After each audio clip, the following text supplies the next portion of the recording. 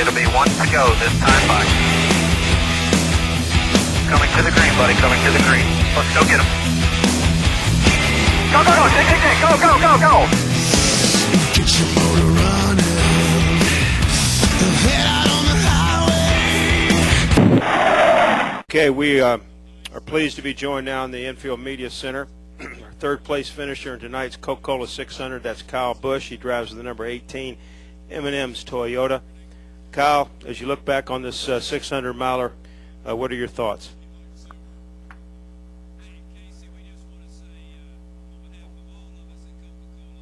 Yeah, it wasn't flipped. Just a long night, but overall, we came through a lot of adversity. Thought we had a right front tire going down. We got caught a lap down there, made our lap back on the racetrack, and then caution came out, and we were able to circle back around, and then had to fight the battery problem the whole night. So no fans, no blowers, no nothing. Kind of made for a long race, but finally the battery just took a die there at the final stages. I think it was like lap 300 or something like that. We had to come in and change it and get two new ones in there, and we were able to come back through the traffic and everything and get back up towards the front, and thought we were going to be able to finish third there, and then Tony had his issue. Sorry to see that. I wish those guys would have been able to win and bring home a JGR win for us here in the Coca-Cola 600, but then we were battling with Carl there, and he raced me hard enough where he ran himself out of gas and allowed Greg Biffle to catch up and get by me. So just a battle all night long, but soldiered on. All right, let's take questions now for Kyle Busch. Raise your hand. We'll bring you the wireless. Who has a question for Kyle Busch? Start right here.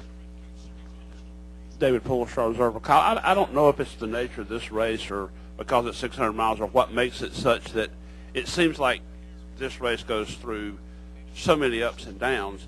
As a driver, do you just have trouble keeping up with all that? I mean, or do you just drive your own race and not worry about it?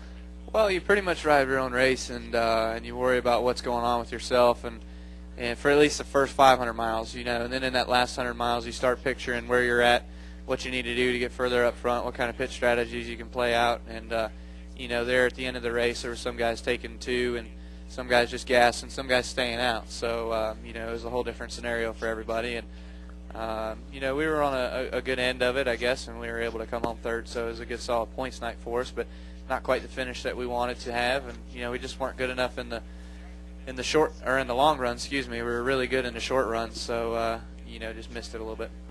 We've got our second place finisher in here right now. We'll invite him to join in with us. That's Greg Biffle, driving the number 16 Dish Network Ford.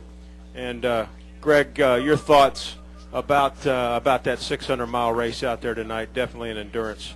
Yeah, it was. I experienced some things with the car that it's kind of new for me. We made some slight adjustments, put tires on it, and the thing got so loose, like something was broke on the thing. I couldn't drive it.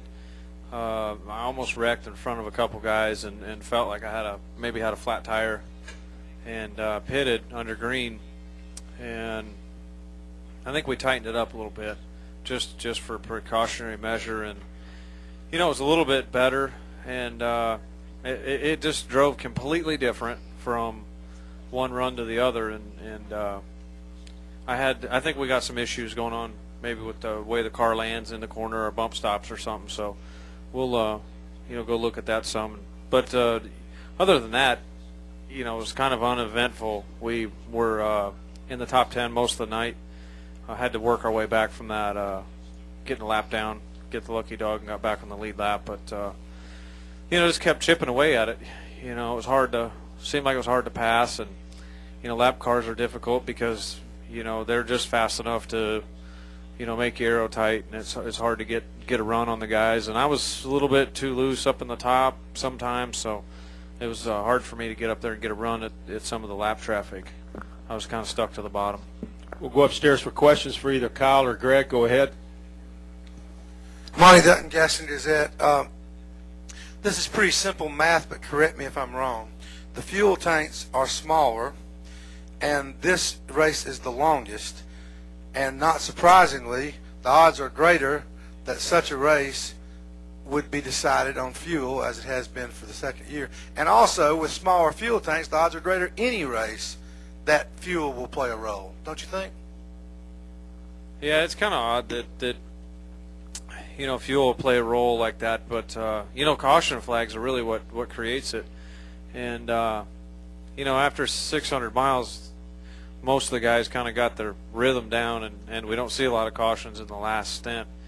But I don't know if Casey pitted or not, but I think that most all the cars pitted last year. A guy was able to make it without stopping and won the race. So I think this year everybody had to pit, which made it a little more even for everybody. But it is odd that you get a fuel mileage race at a 1.5-mile track.